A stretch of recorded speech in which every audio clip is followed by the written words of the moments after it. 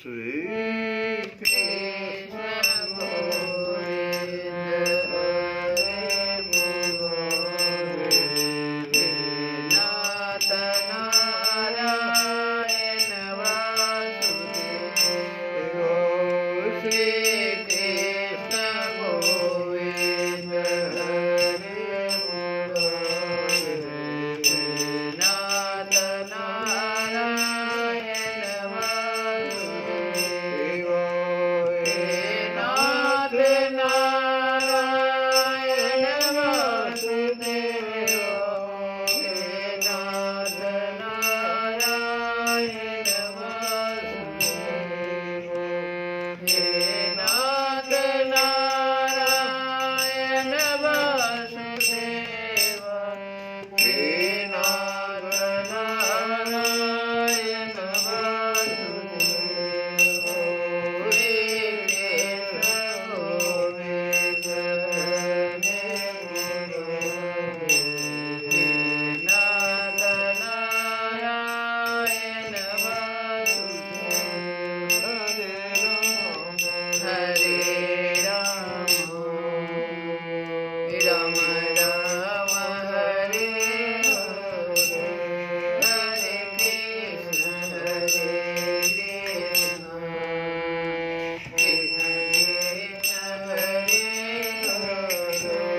हरे राम राम राम हरे हरे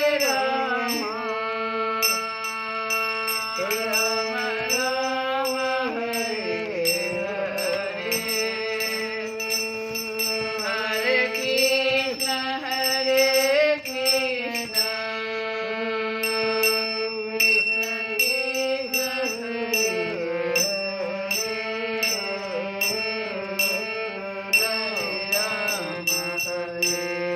हरे राम राम राम हरे हरे हरे कृष्ण कृष्ण कृष्ण हरे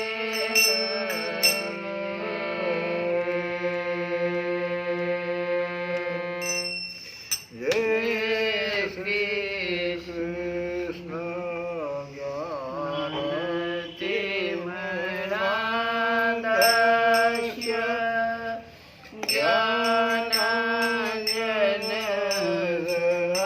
ज्ञानाञ्जनशलाकया चक्षुरुन्मीलितं येन तस्मै श्रीगुरुवे नमः वसुदेवसुतं देवं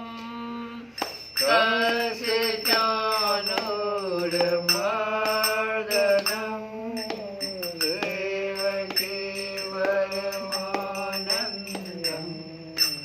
कृष्णं वन्दे जगद्गुरुं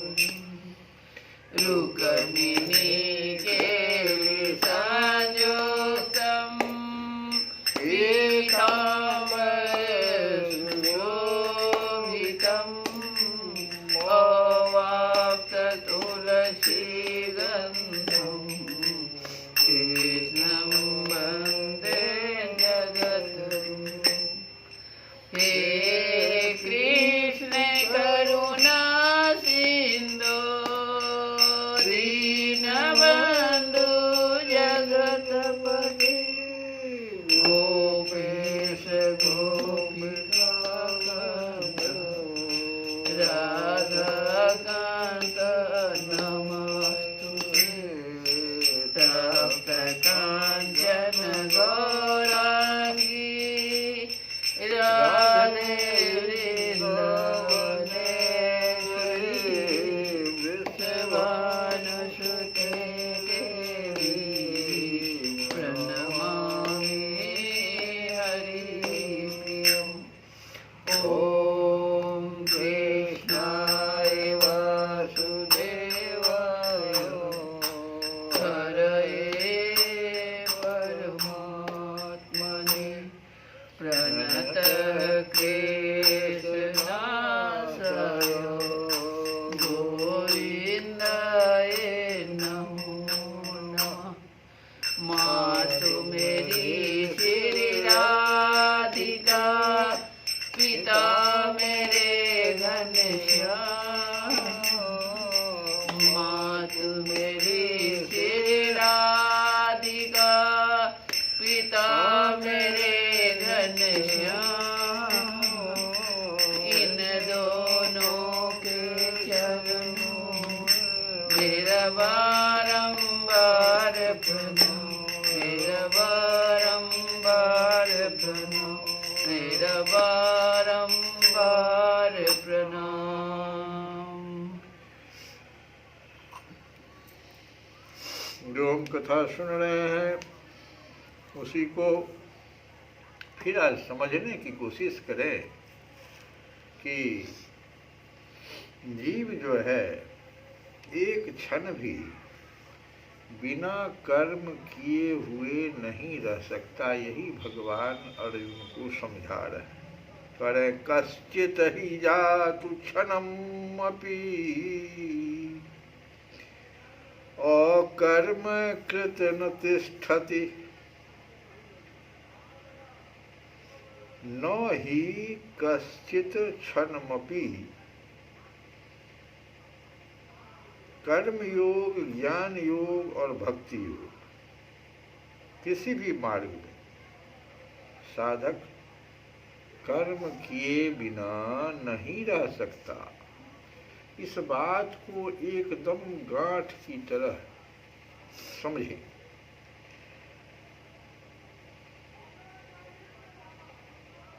यहाँ कश्चित, क्षणम और जातु, ये तीन शब्द जो भगवान व्यवहार किए, ये तीनों ही विलक्षण पद हैं। और इसके साथ उन्होंने अवसह भी कहा। अवसह माने होता है प्रकृति के परवश हुए, अवश, अपना कोई बस नहीं है उसका, जीव का। क्योंकि वो प्रकृति से कुछ चीज लिया है, जैसे शरीर लिया है, इंद्रियों को लिया है, तो प्रकृति तो प्रति क्षण जो है विनाश की ओर जा रही है, मतलब कर्म कर रही है। उसको रोका नहीं जा सकता है। कोई कहे कि हम बाहर से कर्म नहीं करेंगे, लेकिन कर्म जो है मानसिक भी होता रहता है। जागृत अवस्था में होता है, सुषुप्तावस्था में भी होता है।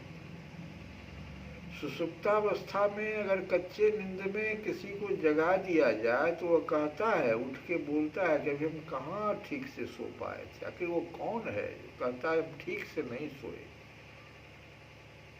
कुछ कर्म कर रहा था वो, जिसमें बाधा खड़ी हुई, और बाधा खड़ा होने के कारण वो कह रहा है कि अभी हमारा पूरा कहाँ हुआ कर्म, कच्चे नींद में क्यों जगा दिया।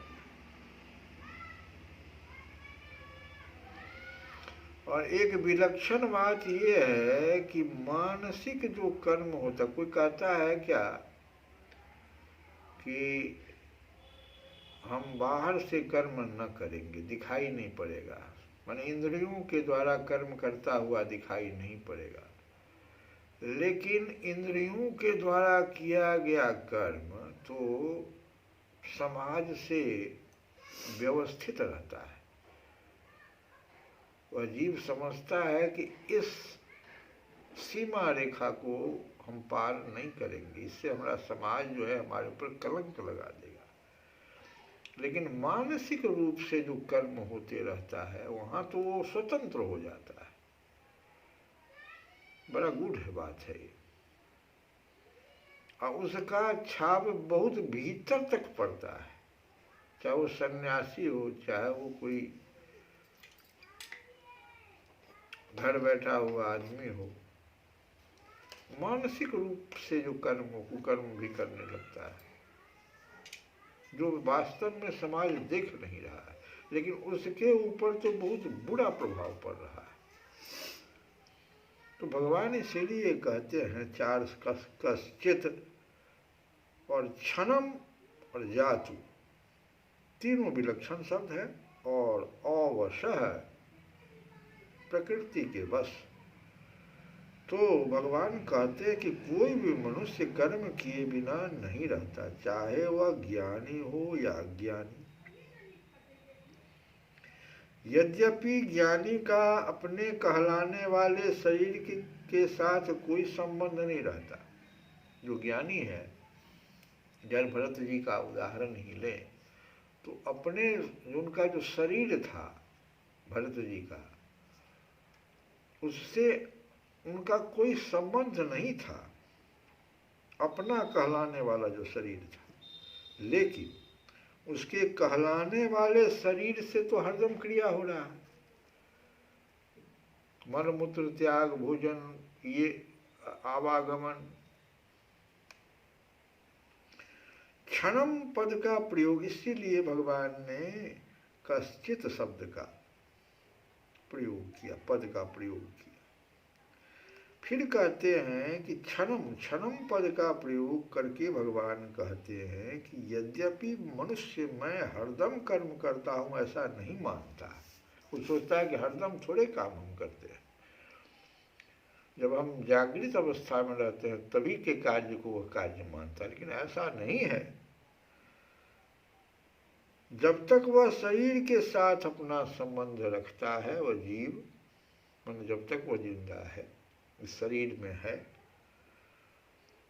तब तक वह एक क्षण के लिए भी कर्म किए बिना नहीं रहता। और जातु पद का प्रयोग करके भगवान यह कहते हैं कि जागृत हो, स्वप्न हो, सुषुप्ति हो, मूर्छा हो, की जो अवस्थाएं हैं, आदि किसी भी अवस्था में मनुष्य कर्म किए बिना नहीं रह सकता। इसका कारण भगवान इसी श्लोक के आगे जो अवसह शब्द लगा दिए हैं, अवसह पद जो लगा है, अवसह का अर्थ होता है वो प्रकृति के परवश है, वो स्वतंत्र है ही नहीं। शरीर को धारण कर लिया और शरीर प्रकृति का अंश है, तो वो अवसह हो करके, अवसह वश, किसी का वश चल रहा है उसके ऊपर, वो स्वतंत्र नहीं है। साधक को प्रकृति के परवश होने के कारण नित्य कर्म, हर क्षण कर्म करने ही पड़ते हैं। और प्रकृति निरंतर परिवर्तनशील है, तो उसको कुछ न कुछ कर्म करना ही पड़ता है। अब है क्या, मनुष्य जो है, बहुत से मनुष्य हैं केवल स्थूल शरीर की क्रियाओं को कर्म मानते हैं, पर गीता कहती है नहीं, मन की क्रियाओं को भी कर्म मानना चाहिए। सिर्फ स्थूल शरीर से जो कर्म हो रहा है वही नहीं, मन से भी जो कर्म हो रहा है। शारीरिक, गीता में तो भगवान कहते हैं शारीरिक, वाचिक और मानसिक, ये तीनों रूप से की गई जो भी क्रिया है वो सब कर्म है।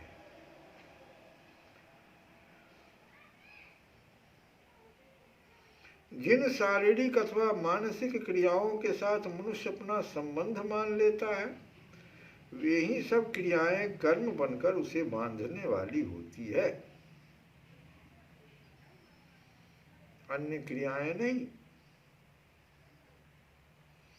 और मनुष्यों की एक ऐसी धारणा बनी हुई है कि बच्चों का पालन पोषण, आजीविका, व्यापार, नौकरी, अध्यापन आदि को ही कर्म मानते हैं, और इनके अतिरिक्त खाना पीना, सोना बैठना, चिंतन करना आदि को कर्म नहीं मानते। इसी कारण कई मनुष्य व्यापार आदि कर्मों को छोड़कर ऐसा मान लेते हैं कि मैं कर्म नहीं कर रहा हूँ, परंतु यह उनकी भारी भूल है। शरीर निर्वाह संबंधी स्थूल शरीर की क्रियाएं, नींद, चिंतन आदि सूक्ष्म शरीर की क्रियाएं, यह स्थूल शरीर से हुआ शरीर निर्वाह संबंधी क्रिया। और सूक्ष्म शरीर से क्या हुआ, नींद, चिंतन की क्रिया। और समाधि जो है कोई लगाना चाहता है तो ये कारण शरीर की क्रिया कहलाती है। ये सब कर्म ही तो हैं। जब तक शरीर में अहंता ममता, तब तक शरीर से होने वाली मात्र क्रियाएं कर्म है। कारण कि शरीर प्रकृति का कार्य है और प्रकृति कभी अक्रिय नहीं होती। अतः शरीर में अहंता ममता रहते हुए कोई भी मनुष्य किसी भी अवस्था में क्षण मात्र भी कर्म किए बिना नहीं रह सकता, चाहे वो अवस्था प्रवृत्ति की हो या निवृत्ति की हो। कोई निवृत्त मार्ग में भी चला गया तब भी वो क्षण मात्र भी कर्म किए बिना नहीं रह सकता। अब क्या है कि प्रकृति जन्य गुण जो हैं, वो प्रकृति के गुण हैं, वो परवश हुए प्राणियों से कर्म कराते हैं। परवश होने पर प्रकृति के गुणों द्वारा कर्म कराए जाते हैं, क्योंकि प्रकृति एवं उसके गुण निरंतर क्रियाशील हैं। यद्यपि आत्मा स्वयं अक्रिय है, असंग है, अविनाशी है, निर्विकार है, निर्लिप्त है, तथापि चूंकि वह प्रकृति के साथ मिला हुआ है, शरीर जो है उसके साथ, तो स्थूल सूक्ष्म और कारण शरीर, तीन प्रकार का शरीर जो रखे हुए है, उससे वह सुख भोगना चाहता है और यही हुआ परवश। इसी परवशता को यहाँ अवसह पद से कहा गया है। अब देखो, स्वभाव बनता है वृत्ति से, जो वृत्तियां होती हैं मनुष्य की, वो उससे स्वभाव बन जाता है। इसलिए वृत्तियों से सावधान रहना चाहिए, वो स्वभाव के रूप में चला जाता है। और वृत्तियां बनती हैं गुणों से, रजोगुण, तमोगुण, सतोगुण, और गुण पैदा होते हैं प्रकृति से। अतः चाहे स्वभाव के परवश कहो, चाहे गुण के परवश कहो, चाहे प्रकृति के परवश कहो, एक ही बात है। वास्तव में सबके मूल में प्रकृति जन्य पदार्थों की परवशता ही है। इसी परवशता से सभी परवशताएं पैदा होती है।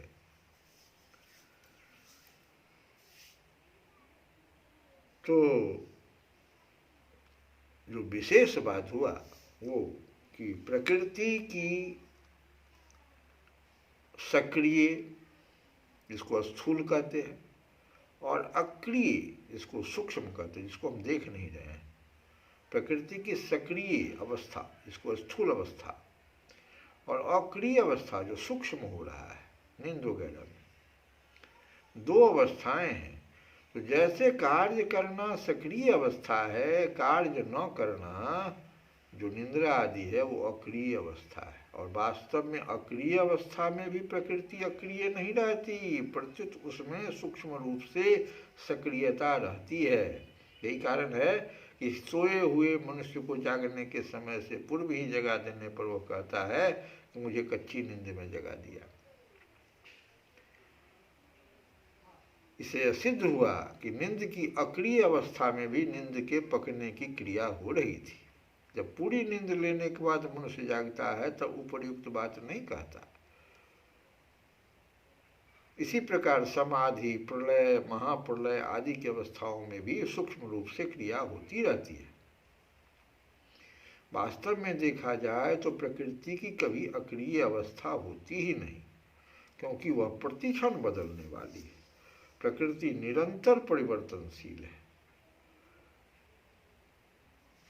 अब है कि इसका पूरे श्लोक का भाव क्या है कि क्रिया मात्र केवल प्रकृति में ही होती है, परंतु प्रकृति के साथ अपना तादात्म्य स्वीकार करने से मनुष्य प्रकृति जन्य गुणों के अधीन हो जाता है, अवश हो जाता है, तथा उसका क्रिया के साथ संबंध हो जाता है। इसीलिए प्रकृति के साथ अपना संबंध मानने वाला कोई भी मनुष्य जागृत, स्वप्न, सुषुप्ति, मूर्छा, समाधि तथा सर्ग, महासर्ग, प्रलय, महाप्रलय आदि किसी भी अवस्था में क्षण मात्र भी कर्म किए बिना नहीं रह सकता है। इसलिए अर्जुन का यह कहना कि भगवान हम युद्ध न करना चाहते हैं, यह उसका सोचना गलत है। दूसरी बात, सुषुप्ति, मूर्छा तथा समाधि अवस्था में क्रिया कैसे होती है? मनुष्य सोता हो और कोई उसको बीच में ही जगा दे तो कहता है कि मेरे को कच्ची नींद में जगा दिया। तो सुषुप्ति के समय भी नींद के पकने की क्रिया होती रहती है।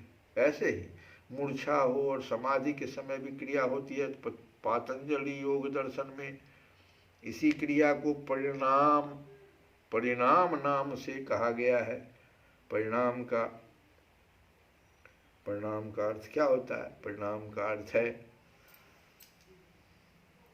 परिवर्तन की धारा, और अर्थात बदलने का प्रवाह। तात्पर्य है कि समाधि के आरंभ से लेकर और व्युत्थान होने तक क्रिया होती रहती है। अगर क्रिया न हो तो व्युत्थान हो ही नहीं सकता। समाधि के समय परिणाम होता है और समाधि के अंत में व्युत्थान होता है। कर्म करने में तो हम परतंत्र हैं, पर उनमें राग द्वेष करने में अथवा न करने में हम स्वतंत्र हैं। इस बात को भी तो समझना पड़ेगा। भले ही कर्म करने में हम परतंत्र हैं, प्रकृति के अधीन हैं, लेकिन राग द्वेष जो पैदा हो जाता है उसमें हम स्वतंत्र हैं। ये मेरी इच्छा है कि राग द्वेष निष्काम भाव से हम कर्म कर रहे हैं। बहुत सारा कर्म मनुष्य करता है निष्काम भाव से, ऐसा बात नहीं है वो नहीं करता है। तो इस प्रकार से भगवान ने अर्जुन को इस श्लोक में यह समझा दिया कि कोई भी मनुष्य किसी भी अवस्था में क्षण मात्र भी कर्म किए बिना नहीं रहता। तो इस पर शंका हो सकती है कि मनुष्य इंद्रियों की क्रियाओं को हठपूर्वक रोक कर भी तो अपने को अक्रिय मान सकता है। कोई ऐसा शंका कर दे कि जब इंद्रियां ही कार्य कर रही है तो इंद्रियों को हठपूर्वक हम रोक दें तो अपने को अक्रिय हम कर लेंगे। ऐसा नहीं संभव है। इसको कल हम लोग सुनेंगे कि क्यों यह संभव नहीं है। हम लोग एक भजन सुने और भी विनय पत्रिका से ही, माधव असि तुम्हारी यह माया माधवे, असि तुम्हारी यह माया, करी उपाय पति मरिए तरिए करी उपाय पति मरिए तरिए नहीं, जब लगी करहु न दाया माधव, असि तुम्हारे यह माया माधव, असि तुम्हारे माधव, तुम्हारी यह माया ऐसी दुस्तर है कि कितने ही उपाय करके पच मरो, पर जब तक तुम दया नहीं करते, ये माया कैसा है सोचो। जब तक भगवान की दया नहीं होगी तब तक इससे पार पा जाना असंभव ही है। करी उपाय पति मरिए तरिए नहीं, जब लगी करहु न दया माधव, असि तुम्हारे यह माया, सुनिए गुनिए समुझिए समुझाइए, सुनिए गुनिए समुझिए समुझाइए, दशा हृदय नहीं आवे, यही अनुभव भी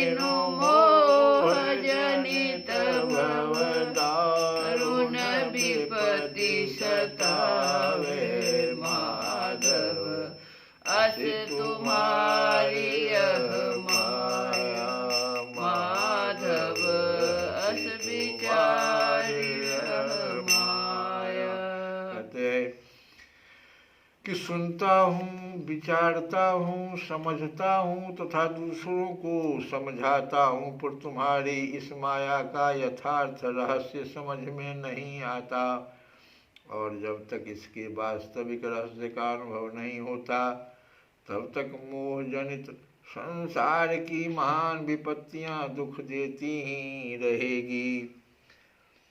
सुनता हूँ, सुनाता हूँ, कथा में क्या हो रहा है, रोज कथा कर रहे हैं। सुनता हूँ, विचारता हूँ, समझता हूँ था, दूसरों को समझाता भी हूँ, लेकिन आपकी भगवान माया का यथार्थ रस समझ में नहीं आता हो। ब्रह्म पीयूष मधुर शीतल जो पे मन सोरस पावे, तो कत मृग जल रूप विषय कारण निशिवासर भाव, माधव बिदारिय माया, माधव अस तुम्हारी यह माया। ब्रह्मामृत, ब्रह्मामृत बड़ा ही मधुर और शांतिकर है। यदि मन को वह अमृत रस कहीं चखने को मिल जाए तो फिर यह विषय रूपी झूठे मृगजल के लिए क्यों रात दिन भटकता भटकता फिरे। जेहि के भवन विमल चिंता मनि शोकत कांच बटोरे, सपने परवश पर जागी देखत के जाई नियोरे, माधव अस तुम्हारे माया, माधव अस तुम्हारी यह माया। ज्ञान भगति साधन अनेक, ज्ञान भगति साधन अनेक, सत झूठ कछु नाही।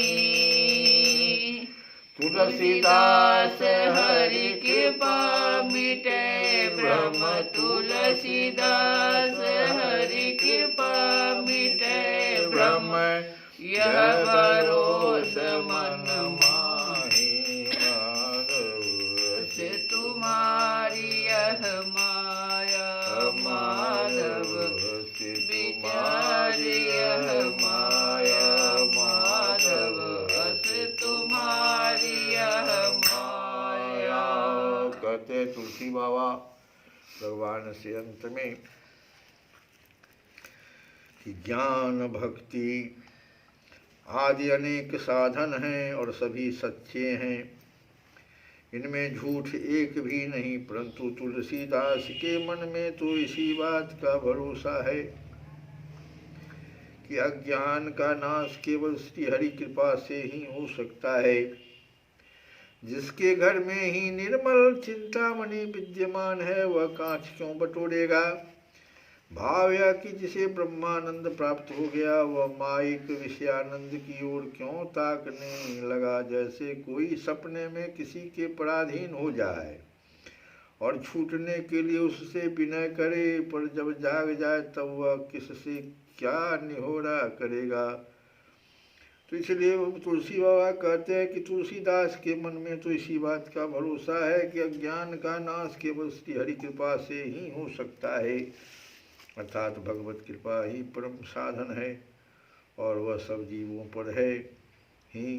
केवल उस पर भरोसा या परम विश्वास करना चाहिए। श्री कृष्ण गोविंद हरे मुरारे, हे नाथ नारायण।